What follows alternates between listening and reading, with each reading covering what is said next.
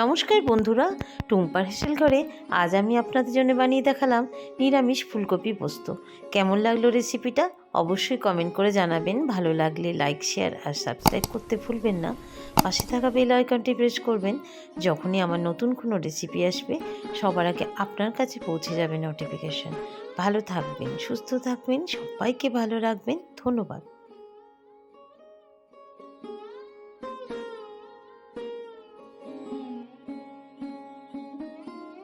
বন্ধুরা, টুম্পার হেসেল ঘরে আজ আমি আপনাদের জন্য বানিয়ে দেখাচ্ছি নিরামিষ ফুলকপি পোস্ত। তো নিরামিষ ফুলকপি পোস্ত বানাতে আমার যা যা লাগছে, আমি এখানে ফুলকপি নিয়েছি, একটা বড় সাইজের ফুলকপি আমি নিয়েছি। আর এখানে নিয়েছি ধনেপাতা কিছুটা, পোস্ত নিয়েছি 6 থেকে 7 চামচ মতন। এখানে কাঁচা লঙ্কা নিয়েছি 5-6টা, আর টমেটো নিয়েছি 2টো মিডিয়াম সাইজের। আর বাকি যা মশলা লাগছে সেটা আমি রান্না করতে করতে দেখিয়ে দিচ্ছি। গ্যাসে আমি কড়াই চাপিয়ে দিয়েছি, কড়াইয়ের মধ্যে কিছুটা আমি জল দিয়ে দিয়েছি। জলটা একটু গরম হয়ে গেলেই ফুলকপিগুলো আমি একটু ভাপিয়ে নেব। জলটা গরম হয়ে গেছে, আমি সামান্য একটু নুন দিয়ে দিচ্ছি এর মধ্যে।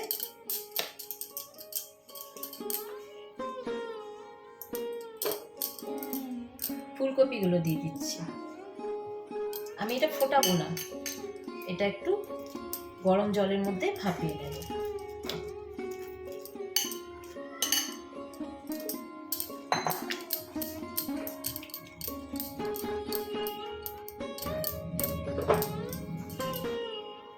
এবার আমি ফুলকপিগুলো ছেঁকে তুলে নিচ্ছি।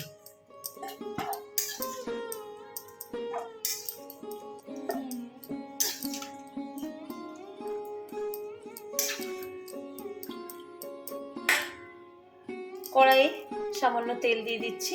এবার ফুলকপিগুলো আমি ভেজে নেব।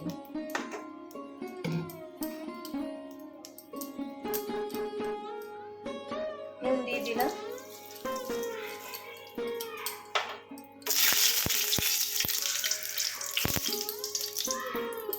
এবার ভাপানো ফুলকপিগুলো এর মধ্যে দিয়ে দিচ্ছি।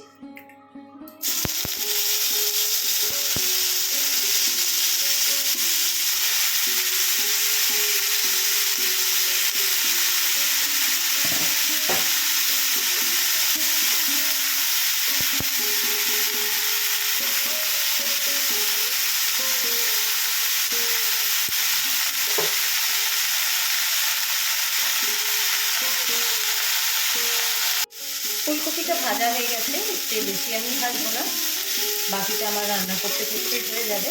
আমি এবার তুলে ফেলছি ফুলকপিটা। আবার তেল দিয়ে দিচ্ছি।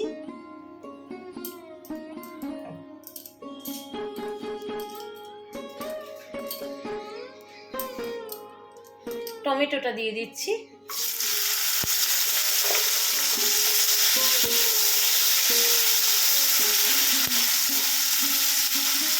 এই রান্নাটায় আমি কোনো হলুদ ইউজ করছি না, রান্নাটা একটু সাদা সাদা হবে।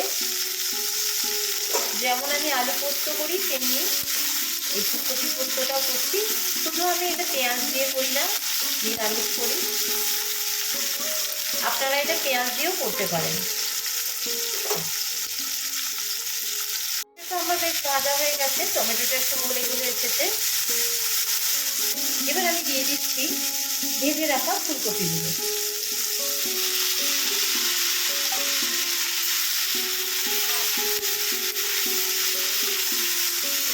এই সময় আমি অল্প একটু ধনেপাতা দিয়ে দিচ্ছি, বাকিটা আমি পরে দেবো। আবারও বলেছি, ধনেপাতাটা একেবারে অপশনাল, আপনাদের পছন্দ না হলে আপনারা নাও দিতে পারেন। দিয়ে দিলাম অল্প একটু ধনেপাতা, মিশিয়ে দিলাম।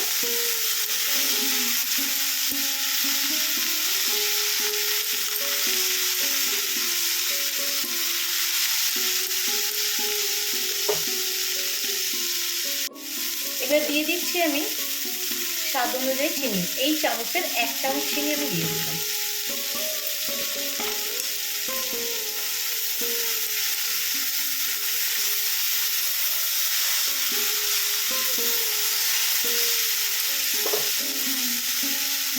এবার আন্দাজ আন্দাজ মতন লবণ দিয়ে দিচ্ছি।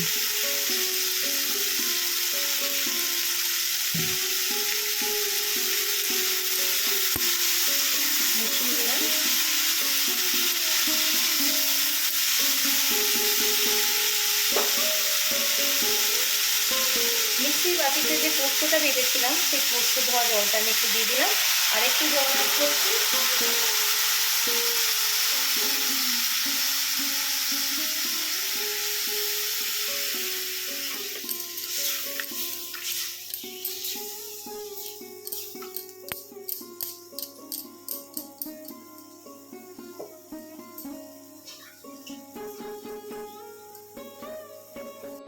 এটা আমি ঢাকা দিয়ে দিচ্ছি।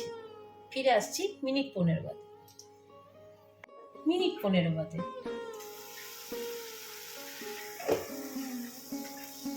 জলটা অনেকটাই শুকিয়ে গেছে।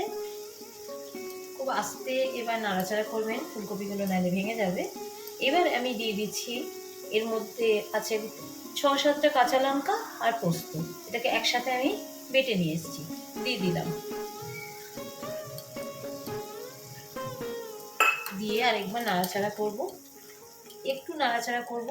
আর এটা খুব বেশি শুকনোও নয়, খুব বেশি ঝোলও নয়, এরকম ভাবেই আমি নামাবো। দিয়ে দিচ্ছি ধনেপাতা, বাকি ধনেপাতা যেটা ছিল সেটা আমি দিয়ে দিচ্ছি।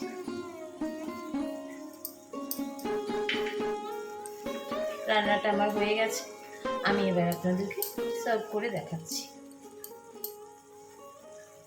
বানানো হয়ে গেছে আমার আজকের রেসিপি নিরামিষ ফুলকপি পোস্ত। যখন আমরা ফুলকপি খেতে খেতে একঘেয়েমি হয়ে যায়, তখন এই রেসিপিটা একবার বানিয়ে দেখবেন, খুব ভালো লাগে খেতে। ভালো লাগলে একটা লাইক, শেয়ার আর সাবস্ক্রাইব করে দেবেন। পাশে থাকা বেল আইকনটি প্রেস করবেন, যখনই আমার নতুন কোনো রেসিপি আসবে সবার আগে পৌঁছে যাবে আপনার কাছে নোটিফিকেশন। ভালো থাকবেন, সুস্থ থাকবেন, সবাইকে ভালো রাখবেন। ধন্যবাদ।